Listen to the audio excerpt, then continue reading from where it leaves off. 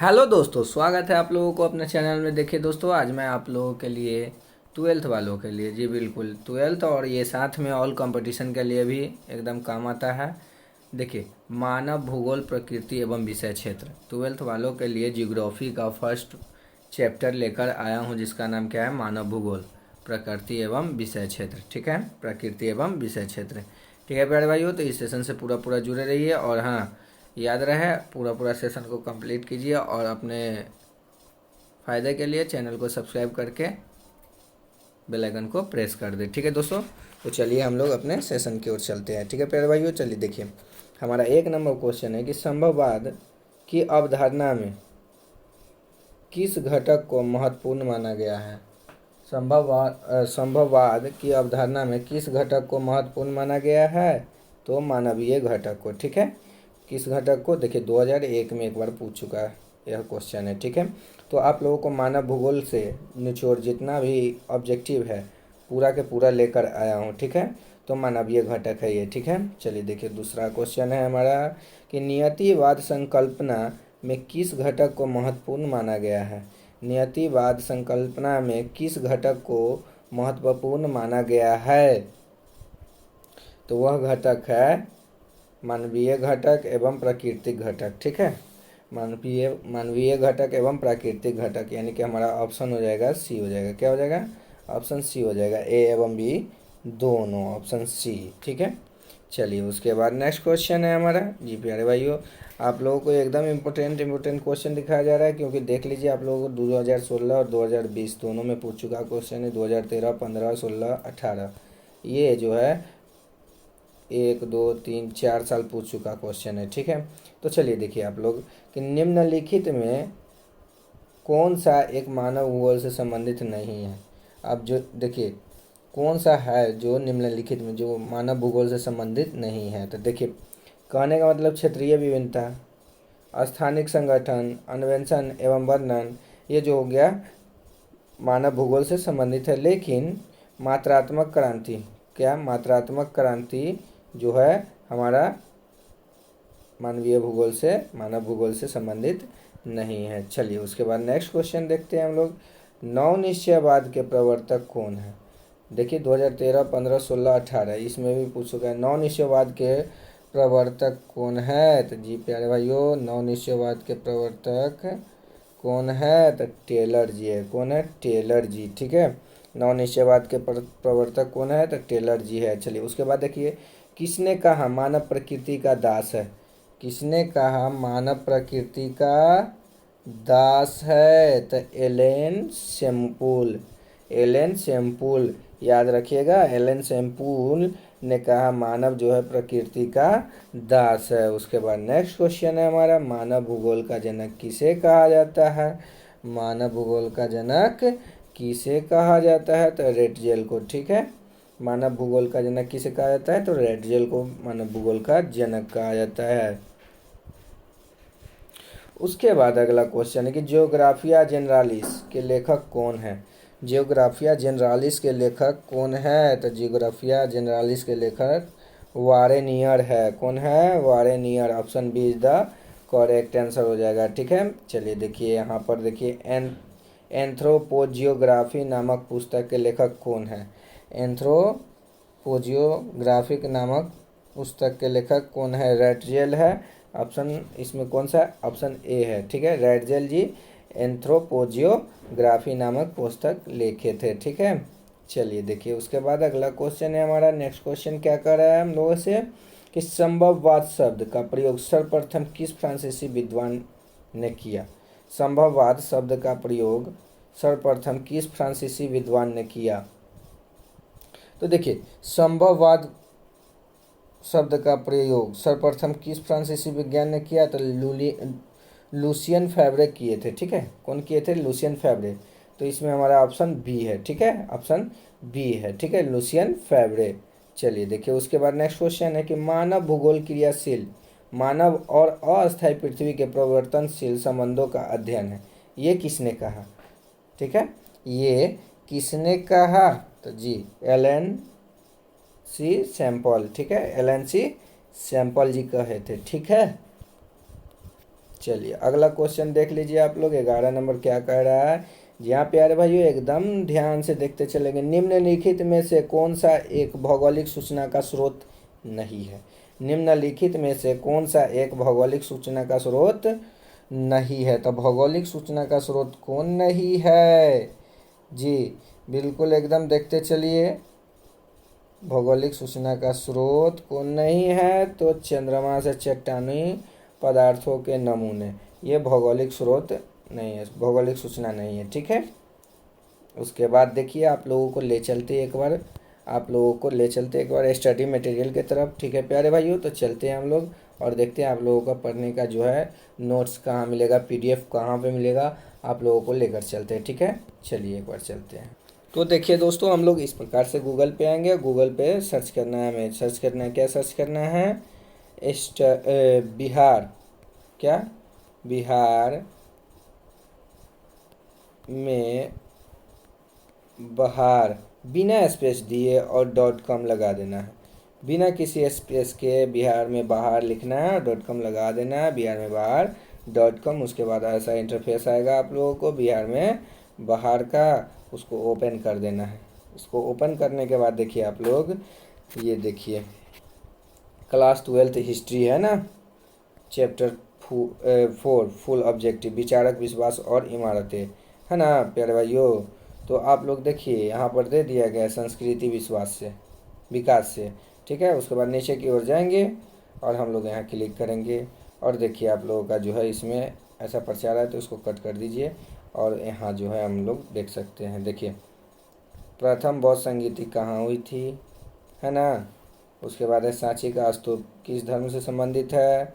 उसके बाद next question है हमारा कि चौथी बौद्ध परिषद किस शासक के शासनकाल में हुआ था।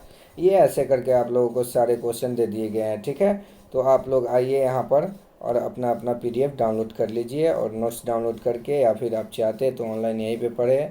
और मैट्रिक और इंटर वालों को सूचना भी दिया गया था कि मार्कशीट कैसे और क्या क्या चीज़ लगेगा, उस प्रकार से देखने के लिए यहाँ पर देख सकते हैं आप लोग।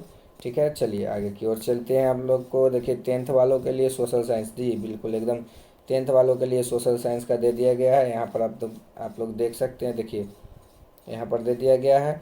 और रीड मोड में मारिएगा, क्लिक कीजिएगा, आपको पीडीएफ मिल जाएगा। आप लोग डाउनलोड करके या फिर ऑनलाइन भी पढ़ सकते हैं। देखिए जर्मनी एवं इटली के एकीकरण के समय फ्रांस का शासक कौन था। तो नेपोलियन बोनापार्ट तृतीय। चार्टिस्ट आंदोलन कहाँ हुआ। उसके बाद है यूनान को एक स्वतंत्र राष्ट्र घोषित किया। उसके बाद है काबूल की मृत्यु किस वर्ष हुई।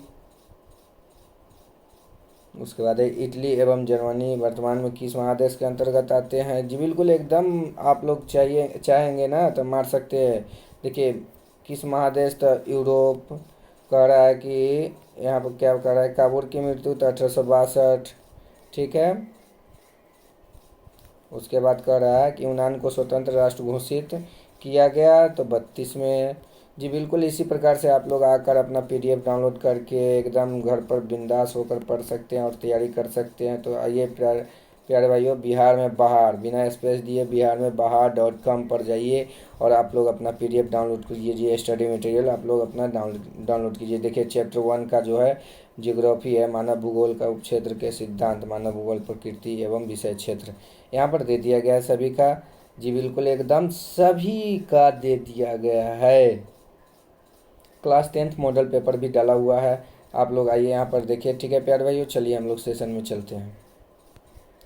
तो देखिए दोस्तों, हमारा 12 नंबर क्वेश्चन क्या है। देखिए निम्नलिखित कथनों में से कौन सा एक भूगोल का वर्णन नहीं करता है। निम्नलिखित कथनों में से कौन सा एक भूगोल का वर्णन नहीं करता है। तो द्वैधता पर आश्रित जो है भूगोल का वर्णन नहीं करता है। ठीक है प्यारे भाइयों, चलिए देखिए द्वैधता पर आश्रित जो है भूगोल का वर्णन नहीं करता है। उसके बाद नेक्स्ट क्वेश्चन है हमारा, चलिए देखिए आधुनिक मानव भूगोल के जनक है। आधुनिक मानव भूगोल के जनक फ्रेडरिक रेटजेल है। ठीक है, आधुनिक मानव भूगोल के जनक फ्रेडरिक रेटजेल है। उसके बाद है नियतिवाद के विचारक कौन थे।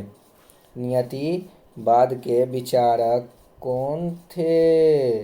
तो जानते हैं, ई कांट, हम्बोल्ट, रीटर, ये सभी नियतिवाद के विचारक थे। इसलिए हमारा ऑप्शन डी हो जाएगा इनमें सभी। उसके बाद नेक्स्ट क्वेश्चन देखिएगा आप लोग जी, बिल्कुल एकदम देखते चलना है प्यारे भाइयों। देखिए अब कह रहा है अगला क्वेश्चन हम लोगों से, क्या कह रहा है कि निम्नलिखित में कौन सा एक लोगों और पर्यावरण के बीच अन्योन्य क्रिया का सर्वाधिक महत्वपूर्ण कारक है।